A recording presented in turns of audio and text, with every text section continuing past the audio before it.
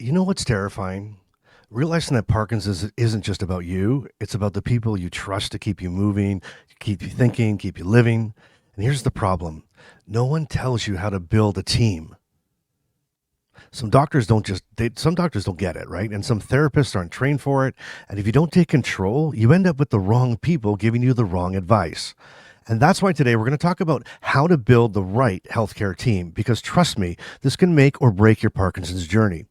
And stay till the end, because I almost skipped a specialist that turned out to be an absolute game changer. And I'll tell you who it was and why I regret waiting.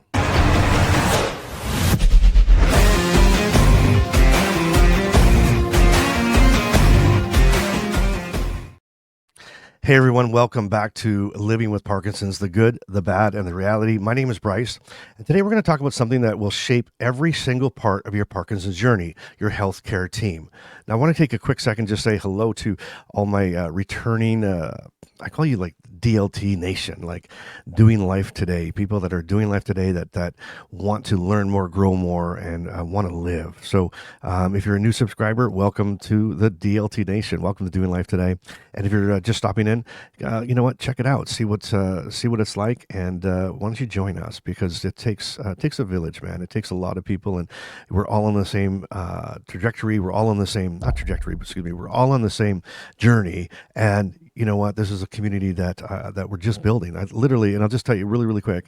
I had this YouTube channel a while ago, did some motivational stuff, kind of things like that. But I wasn't sharing my Parkinson's journey. And over Christmas, this past Christmas, a few months back, it just, I thought, I just got to start opening up. I got to start sharing. I got to do what I got to share. I just want to help people. I want to create a movement. I want to create a movement of people that are pissed off at Parkinson's and aren't going to take it. That's people with Parkinson's, loved ones, caregivers, and what I don't care. Anybody who hates this thing, I want to just help us all feel better, including myself.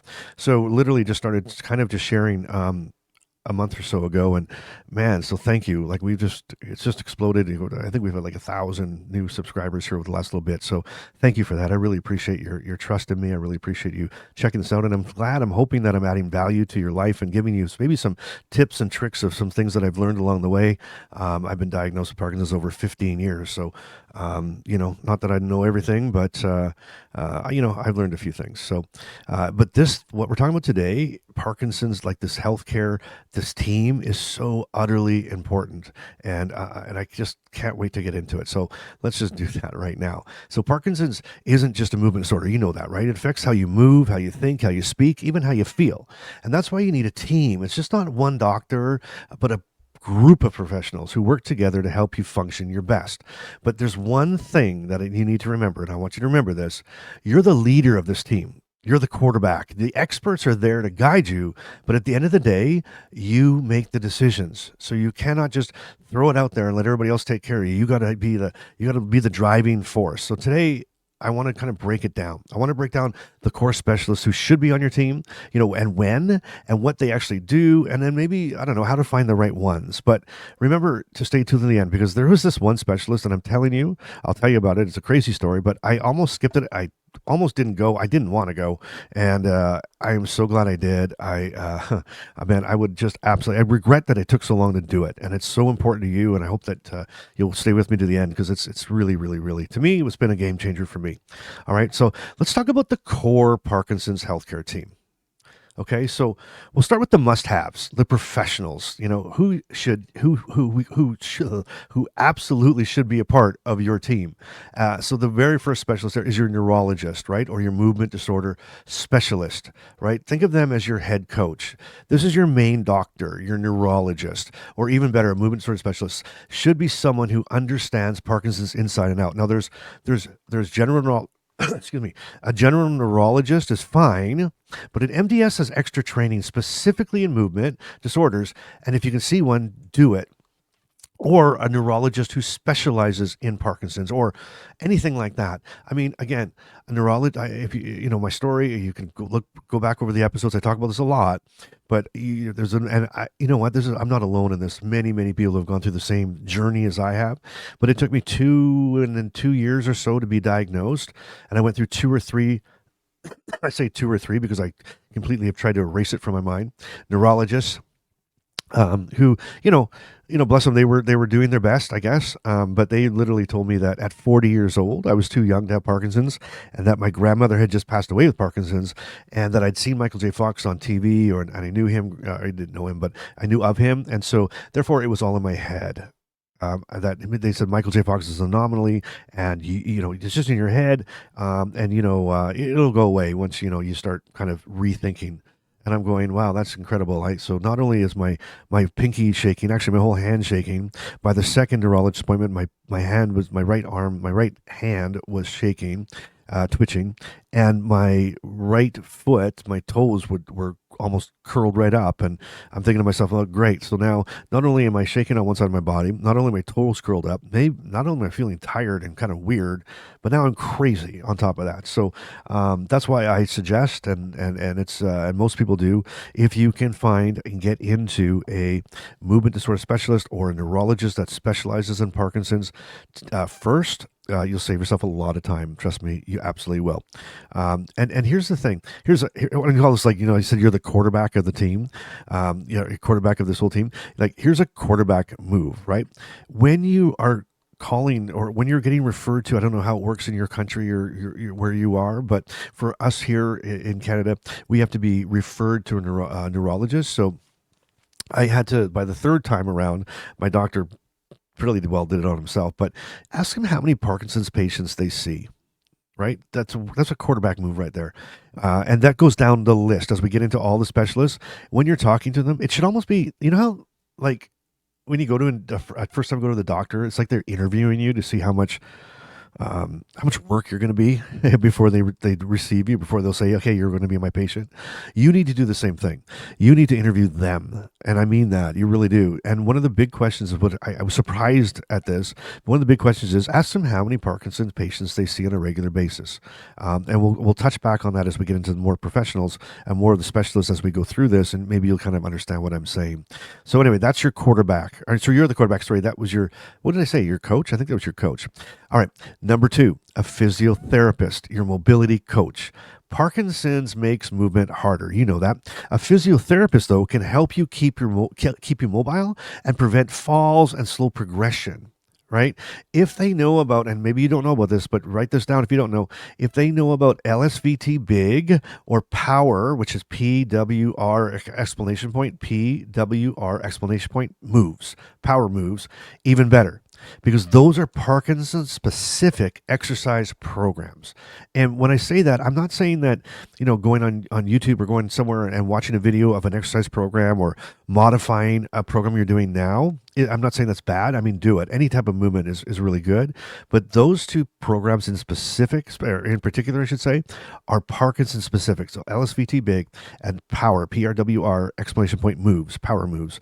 And the reason I say that is that there's tailored movements and tailored exercises that are proven to help you with balance, help you with different things that Parkinson's actually, that you're going to suffer from. And it's not just about exercise. It's not just about, being out there and doing something, but these are actually specific movements, specific exercises for specifically Parkinson's. So that's a big one. So make sure if you're looking for a physiotherapist to ask them if they have those programs. And if they don't, I'm not saying it's a deal breaker, but maybe they have their own program. Maybe they have a Parkinson's specific program, but that's something to ask them. When you go to, you're checking out a physiotherapist, don't just go, for the cheapest one out there. Ask those questions. How many people with Parkinson's? And that back to my question I was talking about earlier is ask them how many people with Parkinson's they see on a monthly basis. And if it's one or two, and then, or, depending if they've been in business a long time, but if it's one or two, maybe go check out another one and get somebody who's used to it, who knows what to expect. Because people, and people don't know a lot about Parkinson's. They think they do, but what most people know is that a guy named Michael J. Fox has it. Maybe Muhammad Ali has it. And, I think maybe I had an aunt or an uncle or a grandmother or a grandfather that had it, but I'm not sure. But I just know that their hand twitched sometimes. That's to the extent. And so you really want to have somebody that's working with people with Parkinson's already, has a Parkinson's program already, and then also knows that this disease is progressive, and they will tailor and mod the program for you. So my advice is this: you go into the physiotherapy, whatever it is. And I think what I did when I started, and I've done it a few times because I repeat a cycle. I cycle my therapies, if that makes sense. So the first time I went in, I think I went in for, I think it was like 4 weeks. Like I went once a week for 4 weeks, and then they gave me some things to do at home, which I did, and then I just sort of continue to do those things now. And I did that for maybe about a year or two. I was perfect. I never missed a day. Yeah, right. But I did it, as best as I could. And then around about year two or three, I went back in for a follow up, and we kind of checked. She checked, my balance and where I was at, and all this kind of thing. And then when she, kind of prescribed, if that's the right way to say it, another kind of stretching exercise type of program, which again I did for a few years, and then I went back. So it's reciprocal. And so just because you've done, and if you've been on this journey for a while now, again 15 years now, almost 15 years this September, and if you've been on this journey for quite a while, and you're saying, oh, I already did physio. Well, okay. Well, when did you do it? Because listen, you need to keep it up. It helps your balance. It'll help you stretch. It'll help you keep you limber. And there's so many benefits to it. So, how about a quarterback move on this one? Is find someone with experience in neurological. I can never say that right. Conditions, and okay, and not just. So what I'm saying is not just a general physiotherapist. And if you can't find one in your area, what's really cool now, we have this thing. It's called the internet. I'm just kidding. I'm absolutely kidding. But there is a lot of people and places or physiotherapists that offer it online, because you can definitely do it online. As a matter of fact, coming through COVID, I did mine online. I did like my follow up online, and I went through it. So you can definitely do it online. So do not make that an excuse. All right. So, and then I'm going to tell you when you should bring these in, when you should bring these specialists in a bit. So just hold on, and I'll tell you when I did. I'll tell you when I knew it was time that I had to start bringing these specialists and making them part of my healthcare team. Right. So again, remember something. Something just popped there, and it scared the heck out of me. I don't know if you saw my face. I was like, shake, but something like boom. I don't know what happened. But anyway, that's beauty of being live to tape. You are the quarterback of your team. So really, when you get diagnosed, I mean, how many people do you have on your team so far? You probably have your GP who maybe referred you to the neurologist or the movement disorder specialist, and now they just diagnosed you. So now I guess they're part of your team. You're wondering, but you've only had maybe one appointment with them, and they diagnosed you, and you're going back to your GP who probably doesn't know a lot about Parkinson's, and so now you're kind of going like, this is not a good start to my team, because here it's just me now, me and maybe hopefully a caregiver or someone that loves me. And now it's just us, and we're going to quarterback this team when we know nothing about it. Well, good for you. That's why you're watching videos like this, so you can get on it. But who would ever thought? I would never ever thought, if I went back 16 years ago and 17 years ago when I was, doing my thing, I never thought I'd need a healthcare team. I mean, come on, that's ridiculous, but you do, and it's really important. Okay, here's another member of your team is the occupational therapist, right? That would be like your daily life experts. And that's besides me. No, kidding. I hope you like I'll put you here with my sense of humor, because I'm really a very humble person. I like to make jokes. Anyway, so occupational therapists, they can help you adapt to everyday life. They can help you with you getting dressed, cooking, or staying independent for as long as possible. They also help with assisted devices, like things like that can make your daily life easier, like utensils or special utensils for eating with Parkinson's and stuff, like utensils for tremors or speech to text apps, things like that. They are the ones that you want to kind of go to and say, what's out there for me? What's out there for me? Because like I've been telling you, last episode and the episode before, I've told you over and over again, you gotta go for stuff. You gotta be your advocate. You gotta just say, I want this. I saw this. I want this. I want to try it. I saw this. I want to try that. I saw that. I want to try it. Never stop. Like always want it, right? Because we just want the best. I want to live the best life. I want to do life every day. And you know what? If I need a special fork or spoon to eat with, if I need a speech to text app, then who cares? I mean, get it, try it. And maybe some work and maybe some don't, but it doesn't work. It doesn't hurt to try. right? Does that make sense? And hopefully that makes sense. And if it did, you know what? If that made sense, give me a big like. Just hit that like button. It'll help push this video out. We can reach more people and that need to hear this video, or need to see this video, hear it, whatever it might be, or this podcast. Okay. Here's a quarterback move. This is for your occupational therapist. This is my quarterback move that you're going to do is write this down. Ask them, what small changes can I make today that will keep me independent longer? I know it sounds like a simple question, but it's really not, because they're really, when you go there the first time and when you get in there, they're like thinking that, okay, this is an immediate thing that I need, that I'm here. They need to help me with right now. So they're looking at you now, and it's good. I want you to look at you now, but when you're at these appointments, I want you to look at you now, and I want you to look at yourself a year down the road, and 2 years down the road, and 3 years down the road, right? And there are a million little changes and things we can do now that will help us in year 2, 3, 4, and 5. So always ask that. Is there something I can do now that's going to help me down the road and keep me independent longer? Okay, that was a quarterback move. And I don't mean to make this, like, I guess women play football too, right? I guess everybody plays football, but I was saying I don't want to make this like a male thing. So, but it doesn't matter. It's just, I hope you understand. It's just a analogy, I guess is that the right way to say it. Okay. Fourth person that you're going to need, and on your healthcare team, should be part of your team. If it's not, it should be. And if you're just getting started on this journey, write it down. Again, I'll tell you when I brought them in my journey to start using them. But the next person you need on your team is a speech language. They call them either a speech language pathologist, right, or a speech therapist. Okay, you know what I call them? It's either called a speech language pathologist, which is the SLP, or a speech therapist. And Bryce's acronym for them, Bryce's word for them, Bryce's title is the voice and swallowing coach. The voice and swallowing coach. So even if your voice is fine now, Parkinson's makes it softer over time. Believe it or not, it does. A speech therapist helps keep it strong. Okay, and they're also so good at addressing swallowing problems, which can be a very serious problem later on, right? So many people, pass away from choking, right? And so it's a big problem, and this is what you can use them for. Okay, here's a quarterback move with them. If you're noticing voice changes now, all right, or any voice changes whatsoever, look for someone trained. And here's what you want to look for: is an LSVT loud. Okay, LSVT loud. And I'll put some links in the description below. I'll put some of the names that I'm calling out, and I'll put some links to the websites, and maybe you can find one in your area. I'm telling you, it's a game changer. Okay, and I'll leave that for there, and we'll dig more into that a little bit later in some more broadcasts coming down. As a matter of fact, I've had the good fortune to, with Parkinson Canada, Michael J. Fox Foundation, is I host what's called a PDIQ and U, and they're a whole day event made up of panels, and I host the events in Canada. And I moderate them. And my first panel, it's all about building this healthcare team. And on the panel, I have I have the movement disorder specialist. I have a physiotherapist. I have a speech therapist, normally from the area that we're in.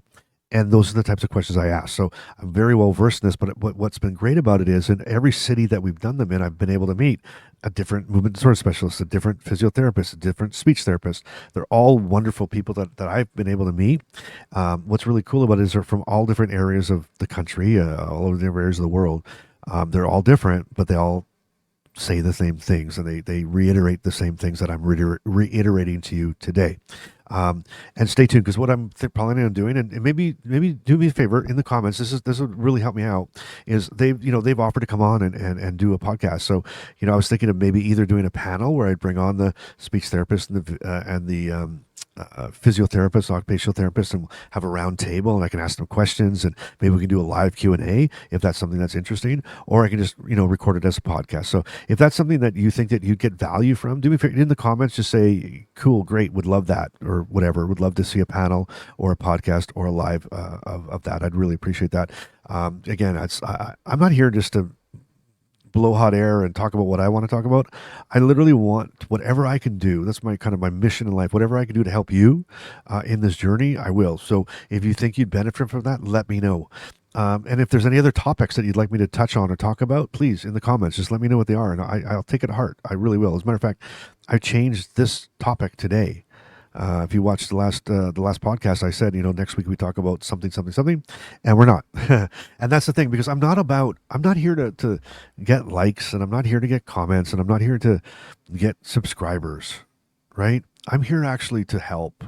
I'm here to help, and to form a community. And we'll grow this community. Trust me, we'll grow this community, and we'll do other things other than just YouTube, and we'll reach out and we'll support each other, because we need that. We need that, and worldwide. We have people that are joining from Malaysia, and we just talked Malaysia, all across the United States, all across Canada, Ireland, just amazing. So wherever you are in the world, please join us. I mean, it's going to be it's. I don't want to say. I mean, it's great. It's exciting. I mean, we have this ridiculous disease, but we're going to live the best life we can with it. Okay? And you're going to live the best life you can with it. So join us. It'd be amazing. So, okay. So we've talked about that. So physiotherapist, occupational therapist, speech therapist. Now, what else do we need? Who do we need to add to this team of ours? That, again, you're the quarterback, you or your loved one or your caregiver, but you really have to do this. I would add this in, and this is optional. This is depending on your feeling, but I just think it's good to have somebody in your team, because it's easier to have them there when you need them than to go looking for them when you need them, if that makes sense. So that's a mental health support, right? That's a mental health support. A psychologist, depending, or a social worker, or a counselor, or a coach, depending on what level you think you need. And did you say coach? Yeah, coaching. Why not? I believe in that. I believe in someone being accountable to somebody. I believe that you should be, work with people and help people. So anyway, a psychologist, social worker, counselor, or coach. And this isn't talked about enough, really. Parkinson's can bring depression, can bring anxiety, can bring apathy, and just the sheer weight of dealing with this chronic illness that has no cure. It's heavy. It's heavy, right? You know that. It's really heavy. Well, a mental health professional can help you process that, and it can help your family too. It can help your loved ones. It can help your caregiver. And even if you're a caregiver and you're struggling, trust me, don't. If you have to, you want to, you can do it. I really do, and that's why I said it's easier to have one, to know one, or have one in your team than to go looking for one when you need it. Because when you need it, that's maybe when you're struggling, and it's not going to be fun looking for one. So what I did, I'll just tell you this tip off the bat. What I did is I went out and found somebody, more of a coach. I guess a coach is what it would be. That he has Parkinson's. Right. So it's kind of like an accountability person. And when I'm struggling, I can call him. Do I have to pay for it? Sure. He's not my buddy, but he's there to help me when I need it. But I haven't had to really tap in. There were sometimes, years ago I did, and it was great for the time, but he's on my team, so that if something happens to me, or some new thing comes upon me and I don't know what to do, and I'm struggling and I'm down and I need some help, he's there. I can call him. Hey, can I make an appointment with you? I need to come and see you. I need some help. So, if you're saying, hey, that's down the road, I'll need that later. Well, if you're feeling good now, go find one now. Just kind of interview them, talk them over the phone. Just say, I'm going to make you part of my team, and you're there if I need you, right? And that would be what I would say there. So here's a quarterback move. You ready for this? If you're feeling overwhelmed, that's a sign you need support. It's not a sign of weakness, right? If you're feeling overwhelmed, that's a sign you need support, not a sign of weakness. And that's so true. Now, how do we build this healthcare team? So I list them all out. Now, how are we going to do that? Okay. And when? How and when? Okay. So we know who's on the team. You got that down, right? You're good to go. So how are we going to find these people? So here's the way I found them, and some other little side tips that I found along the way. First thing you need to do is ask your neurologist, or your MDS, right, for referrals. And they always usually have a list of trusted specialists. They have their go-to people. They'll give you maybe a list of 1 or 2 or 3, depending on where you are. And they'll hopefully even give you virtual, online, as well as in person. So that's your number one go-to. Your neurologist right off the bat is your number one go-to. Then you can check other Parkinson's organizations in your country, your city, your town, right? They often have directories of professionals that are trained in this in Parkinson's care. As a matter of fact, in Canada, we have something that I'm very happy. I kind of helped develop it, and it's still in development. But it's live and out there. And it's called Carefinder. It's at parkinson.ca, and look for Carefinder at parkinson.ca. And you can literally put in your city, your town, your postal code if you live in Canada, and it will pop up all the programs that we have listed anyway, that are around you within like 5 kilometers, or what is that? 5 kilometers? What is that? That's uh, 3 miles, 2.3 miles around you, or further away. But it also has virtual options as well. So, and maybe your country or your area has a similar directory. I don't know, but go check it out. Parkinson's UK, Parkinson's Foundation, Michael J. Fox, and they usually have a list, right? The other place that I found them, that I found these specialists, were in a support group, right? So other people with Parkinson's are the best resource for finding good doctors, therapists, and clinics, right? Other people are the best resources. So I mean, I would rather someone say to me, "Oh my gosh, this person helped me beyond belief." I'll go to them. Right? You've been there, you've done it, you've been in my shoes. I'm going that way. So ask around, right? If you're in Canada, if you want to ask me, ask me. I know some really, really good people from most provinces in the city, or in the city, most provinces in the country. And the other thing you want to do is you want to be picky. Okay, so I've heard this so many times. They don't really listen to me. I'm telling them that this is the problem, but they want to talk about this, and they don't listen to me. Now, there is often times that they will know the right way to go. Obviously, you need to listen, but you need to be picky. If a provider doesn't listen to you, or doesn't seem knowledgeable, or doesn't have these answers, or doesn't even have a referral to somebody else about Parkinson's, then you need to find someone who does. That's the bottom line. If they don't know, or they're not knowledgeable, you need to find somebody who does. Do not settle. How many times have I said this is what you need to write down? This is the message today. But do not settle. Go for the best. You're the best. You deserve the best. You want the best. So there you go. Make sure you're picky. And I literally go in like I'm interviewing them for 60 minutes or Dateline. I'm in there like, what about this? Have you done this? Have you had somebody my age before? Have you treated somebody that has had this, and this, that has their toes curled in the morning, but or it feels terrible in the morning, and like I go through everything I'm dealing with, and I say, have you done it before? Right? Have you done it before? And they may not have, and that doesn't mean it's not bad. It doesn't mean it's bad, maybe that, but you need to interview, and you have to feel comfortable. And part two to that is you also have to feel comfortable to be able to share things, because you need to be very honest with them. If you're struggling, you're struggling, period. We're not going to be heroes anymore. So you have to be able that you can say, I can tell this person what I'm going through, and I feel that they're either going to have the answer, or they're going to go look for the answer. Okay. So I said in the beginning of this video that I was going to tell you about the specialist that I almost skipped, and oh my gosh, I almost did. So I'm going to tell you who it is right now. So the one specialist that I almost didn't see, okay, was the speech language pathologist, the speech therapist. At first, I thought my voice is fine. Why would I need speech therapy? But here's the thing: by the time you notice your voice is getting weaker, it's already harder to fix. I wish I had started therapy earlier. It's not just about the volume. Okay, it's not just about being loud or quiet. It's also about the consistency. It's about swallowing safety and keeping communication strong. If there's one takeaway from today that you don't, if there's one thing that you can take away, don't wait until you need help to build your team. You need to start now. I'll be honest, when so I talked to somebody, someone had mentioned, man, you should go to speech therapy. And I'm like, why? What's wrong with my voice? What's happening here? And again, this is my wheelhouse. This is what I do for a living. I speak for a living in my work at Parkinson's Canada, and my events. I was speaking at a support group, the other day, and I'll throw this out there. If you're in a support group, or you're in something and you want me to join, ask me. I'll do it. I'll come virtually to your event, or your support group, and I'll talk. I'll answer questions as best I can. But and so I was doing one. Someone reached out to me, and it was actually on the East Coast in Canada. It was in I think they were in PEI. No, I don't know, Nova Scotia, Dartmouth, Nova Scotia, and I was in a support group there, and I do this all day long. So what I didn't realize, or sorry, when someone said you should go, I was kind of questioning why should I go? Like I must be really, sinking down.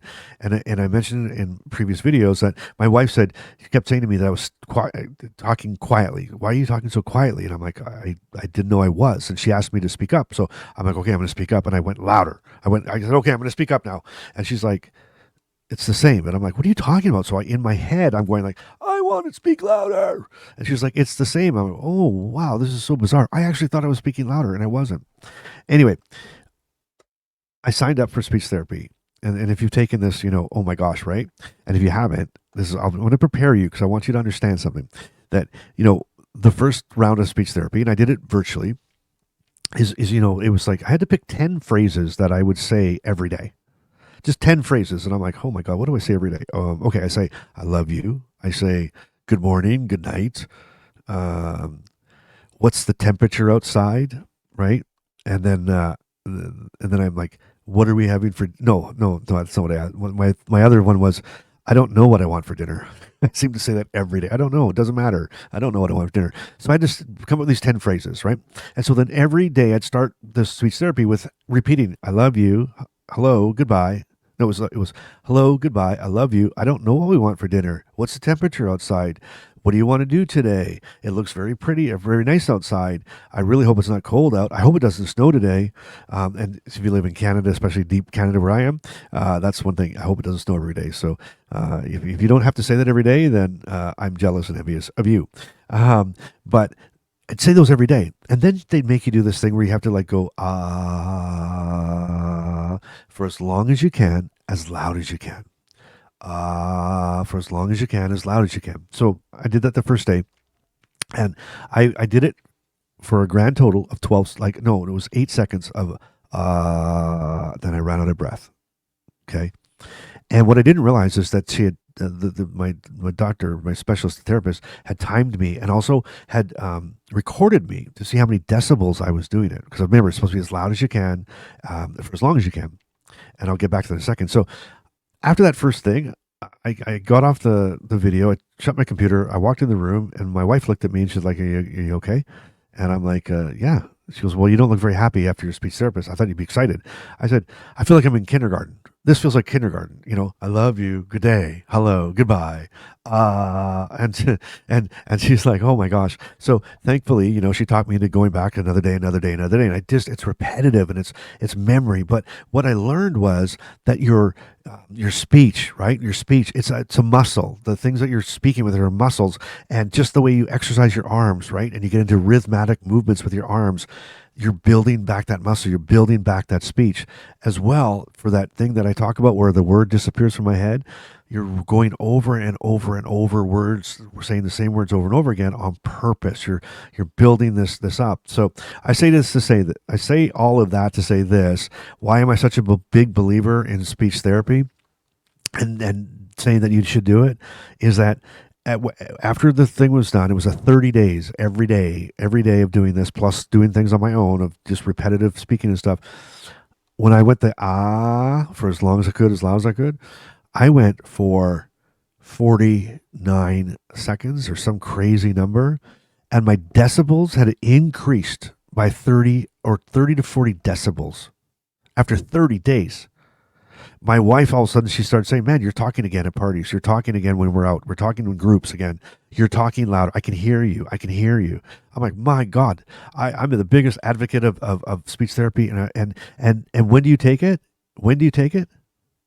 Remember what I said? If there's one takeaway from today, but I've given you 5 of them, but another one is don't wait until you need help to start building your team. Don't wait till you need help to build your team. You start now. If I would have known, but that's what speech therapy would done for me. I would have done it from the beginning. I would have started right away. And then I would have done, like I said, every 2 to 3 years, I'd do it again. Every 2 to 3 years, I'd do it again. Or when my wife says to me, you're talking lightly again, I can pick up and just do it myself. But if I don't have the accountability to do that, I can call them up and I'll start another session. And we do it for 1 week.